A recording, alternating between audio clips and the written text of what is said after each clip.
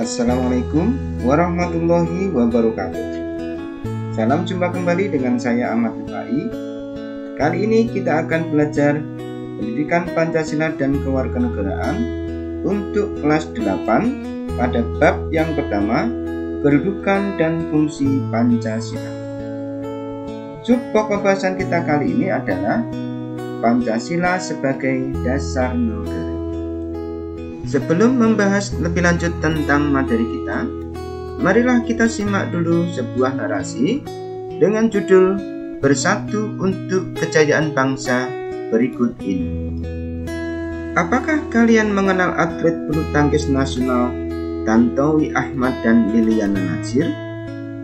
Keduanya adalah pasangan atlet bulu tangkis cabang ganda campuran terbaik yang pernah dimiliki Indonesia. Tantowi dan Liliana adalah atlet berprestasi. Banyak sekali prestasi bergengsi yang telah diraih keduanya. Prestasi puncaknya adalah medali emas Olimpiade 2016 di Rio de Janeiro, Brasil. Tahukah kalian, Tantowi dan Liliana memiliki perbedaan suku, bahasa, dan agama. Tantowi memiliki latar belakang suku dan bahasa Jawa serta beragama Islam, sementara Liliana memiliki latar belakang suku dan bahasa Manado serta beragama Katolik.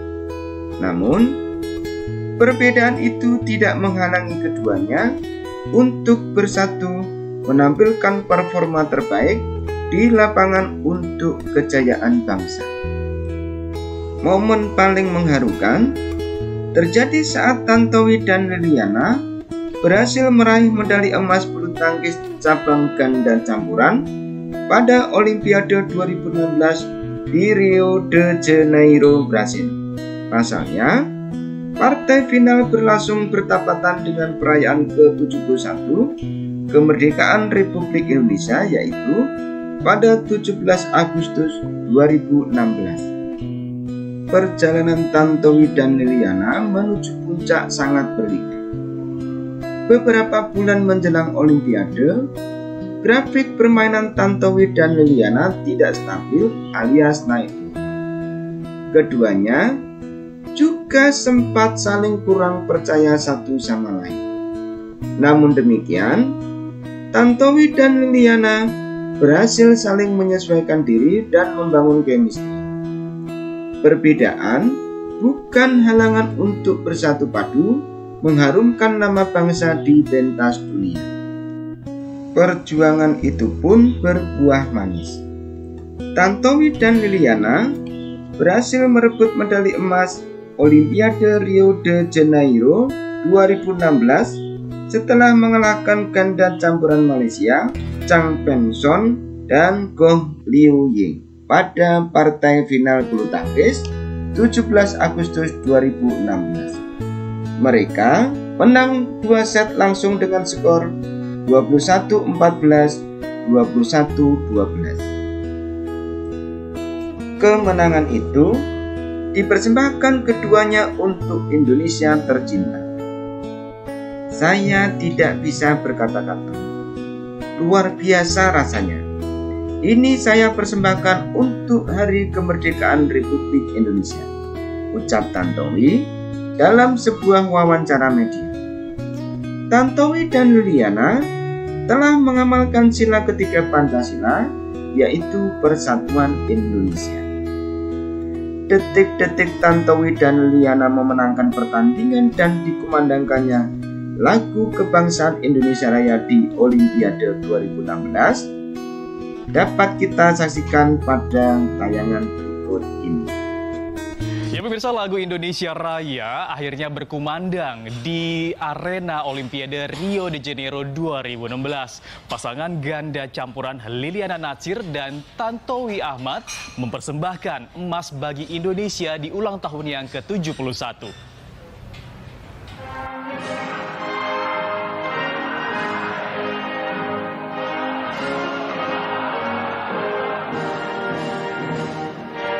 Lagu Indonesia Raya akhirnya berkumandang di arena bulu tangkis Olimpiade Rio de Janeiro 2016. Berkumandangnya Indonesia Raya 1 menit sebelum tanggal 17 Agustus 2016 usai menjadi kado manis bagi bangsa Indonesia yang merayakan ulang tahunnya ke-71. Pasangan ganda campuran Tantowi Ahmad dan Liliana Natsir mempersembahkan emas pertama bagi Indonesia setelah menang 2 set langsung dari pasangan Malaysia, Chan Peng Son dan Goh Liu Ying. Tantowi Liliana memenangkan pertandingan dengan skor 21-14 dan 21-12 dalam tempo 45 menit. Kemenangan ganda campuran andalan Indonesia ini sekaligus mengembalikan tradisi emas Olimpiade Indonesia. Semenjak babak awal Olimpiade Rio, pasangan Tantowi Liliana Natsir tidak pernah satu kali pun terkalahkan. Keberhasilan mereka merupakan keberhasilan pertama dari nomor ganda campuran. Sebelumnya pada Olimpiade Beijing 8 tahun lalu, Liliana yang kala itu berpasangan dengan Nova Widianto meraih medali perak. Sementara itu, sejak bulu tangkis dipertandingkan di Olimpiade 1992, hanya pada Olimpiade London 2012, Indonesia gagal meraih medali. Emas dari Tantowi Liliana ini telah melengkapi 2 perak yang sebelumnya disumbangkan Eko Yuli Irawan dan Sri Wahyuni Agustiani dari cabang olahraga angkat besi. Tim Liputan, Berita 1. Ketika kelas 7, kalian sudah belajar materi sejarah kelahiran Pancasila. Nah, di kelas 8 ini kita akan belajar tentang kedudukan dan fungsi Pancasila. Apa saja kedudukan dan fungsi Pancasila? Ayo kita belajar bersama. Pancasila berarti 5 dasar. Kelima sila ini merupakan satu kesatuan dan saling berkaitan. Tidak bisa dipisahkan antara satu sila dengan sila lainnya. Juga tidak bisa dipecah-pecah atau diringkas menjadi 3 atau 1 sila. Sila pertama mendasari dan menjiwai 4 sila lainnya. Sila kedua dijiwai oleh sila pertama dan menjiwai sila ketiga, keempat, dan kelima. Sila ketiga dijiwai oleh sila pertama dan kedua, serta menjiwai sila keempat dan kelima. Demikian seterusnya. Landasan keimanan dan ketakwaan terhadap Tuhan Yang Maha Esa mewujudkan peri kemanusiaan yang adil. Dengan keadilan itu, kualitas peradaban bangsa akan terus meningkat.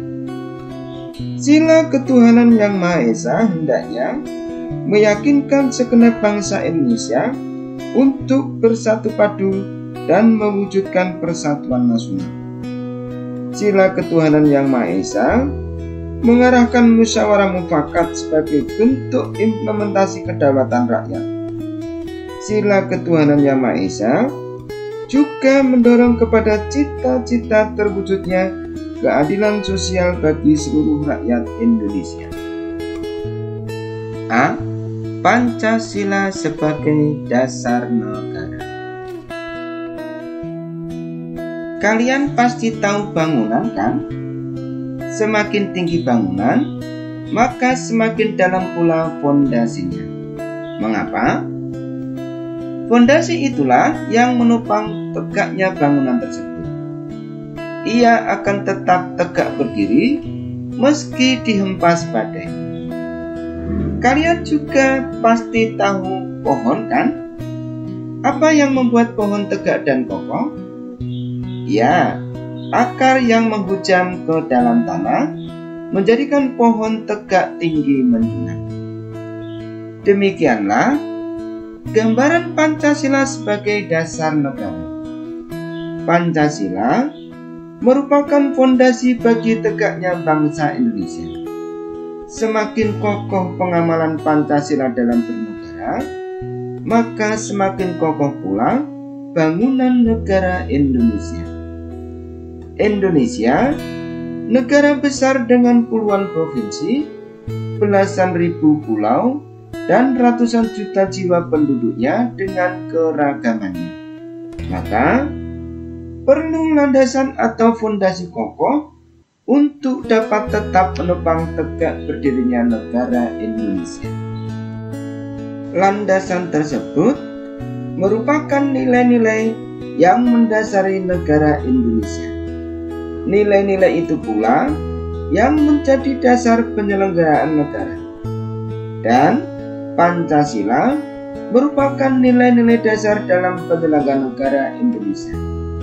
Setiap negara mesti memiliki landasan dengan cara apa negara tersebut diselenggarakan. Ada negara yang mendasarkan penyelenggaraan negaranya atas dasar kapitalisme, komunisme, sekulerisme, dan lainnya. Bagi negara Indonesia, dasar penyelenggaraan negara tersebut adalah Pancasila, yaitu 5 sila dasar yang menjadi fondasi dalam semua aspek penyelenggaraan negara.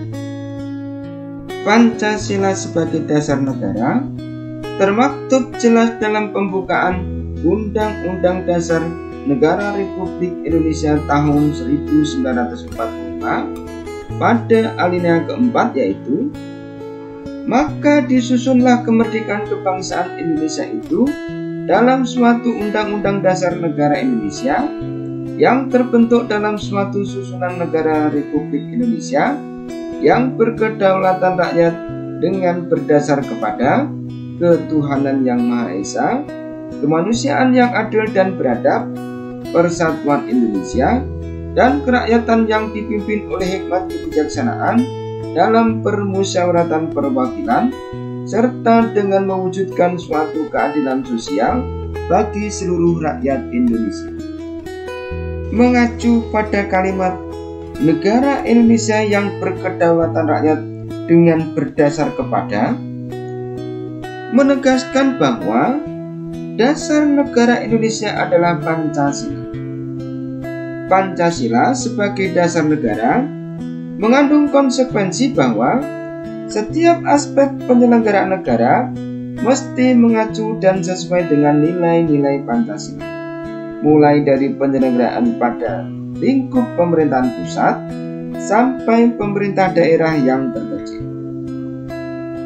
Sila ketuhanan yang Maha Esa memberikan pengertian bahwa dalam menyelenggarakan negara mesti didasarkan pada nilai ketuhanan. Maka dalam pasal 29 ayat 1 Undang-Undang Dasar Negara Republik Indonesia tahun 1945 ditegaskan bahwa negara berdasar atas ketuhanan yang Maha Esa. Artinya, tidak boleh ada kebijakan-kebijakan negara yang menyalahi nilai ketuhanan. Misalnya, negara membolehkan ateisme ada dan menyebar di Indonesia. Ini menyalahi Pancasila sila ke-1. Sila kemanusiaan yang adil dan beradab memberikan makna dalam menyelenggarakan negara mesti menghormati nilai kemanusiaan yang didasari atas sifat adil dan beradab. Artinya, tidak boleh ada kebijakan-kebijakan negara yang mencederai nilai kemanusiaan yang beradab dan rasa keadilan. Misalnya, negara mengeluarkan kebijakan pembangunan tetapi mengorbankan hak-hak rakyat. Sila Persatuan Indonesia memberikan makna bahwa dalam menyelenggarakan negara mesti menjaga nilai persatuan bangsa. Artinya, tidak boleh ada kebijakan-kebijakan negara yang berpotensi menimbulkan disintegrasi bangsa. Sebaliknya, negara harus menjaga keutuhan dan kesatuan Indonesia. Misalnya, pemerintah mengeluarkan kebijakan perundangan yang menyudutkan nilai-nilai luhur salah satu masyarakat daerah di Indonesia. Sila kerakyatan yang dipimpin oleh hikmat kebijaksanaan dalam permusyawaratan perwakilan memberikan makna bahwa dalam menyelenggarakan negara mesti mendahulukan nilai musyawarah untuk mufakat. Artinya, tidak boleh ada kebijakan-kebijakan negara yang dalam proses pengambilan keputusannya diambil secara otoriter tanpa memperhatikan nilai-nilai musyawarah untuk mufakat. Misalnya, pemerintah mengeluarkan perundangan tanpa melalui mekanisme pembahasan dan persetujuan Dewan Perwakilan Rakyat. Sila keadilan sosial bagi seluruh rakyat Indonesia memberikan makna bahwa dalam menyelenggarakan negara mesti mengutamakan nilai keadilan sosial bagi seluruh rakyat Indonesia. Artinya, tidak boleh ada kebijakan-kebijakan negara yang hanya menyejahterakan sebagian warga negara. Sebaliknya, negara harus mewujudkan kesejahteraan yang adil bagi seluruh rakyat Indonesia. Misalnya, pemerintah mengutamakan kepentingan para pengusaha dalam perizinan eksplorasi sumber daya alam tanpa mempertimbangkan masyarakat sekitarnya. Rumusan Pancasila yang terdapat dalam alinea keempat pembukaan Undang-Undang Dasar Negara Republik Indonesia tahun 1945 secara yudis konstitusional berlaku dan mengikat seluruh lembaga negara, lembaga masyarakat, dan setiap warga negara. Rumusan lengkap sila-sila dalam Pancasila dimuat dalam Instruksi Presiden Republik Indonesia Nomor 12 Tahun 1968 tentang tata urutan dan rumusan dalam penulisan, pembacaan, pengucapan sila-sila Pancasila sebagaimana tercantum dalam pembukaan Undang-Undang Dasar Negara Republik Indonesia tahun 1945. Penetapan Pancasila sebagai dasar negara sebagaimana terdapat dalam pembukaan Undang-Undang Dasar Negara Republik Indonesia tahun 1945 juga dimuat dalam ketetapan MPR nomor 18/MPR/1998 tentang pencabutan ketetapan MPR nomor 2/MPR/1978 dan penetapan Pancasila sebagai dasar negara. Kalian sekarang menjadi paham kedudukan dan fungsi Pancasila sebagai dasar negara. Nah, dalam kehidupan di sekolah, kalian bisa mempraktikkannya ketika pengambilan keputusan-keputusan dalam lingkup organisasi siswa intrasekolah atau OSIS. Lakukanlah musyawarah untuk mencapai mufakat dalam pengambilan keputusan organisasi. Ketua OSIS tidak boleh otoriter memutuskan sendiri tanpa bermusyawarah dengan pengurus OSIS lainnya. Demikian anak-anak, pembahasan kita tentang Pancasila sebagai dasar negara yang dapat saya sampaikan. Kita akan bertemu kembali pada subpokok bahasan selanjutnya, yaitu Pancasila sebagai pandangan hidup bangsa. Sebagai penutup, marilah kita tetap bersemangat untuk mengajarkan anak-anak kita nilai-nilai agama dan Pancasila. Karena sejatinya generasi yang hebat adalah mereka yang kuat dari segi agama dan juga peduli dengan negara. Terima kasih atas perhatiannya. Wassalamualaikum warahmatullahi wabarakatuh.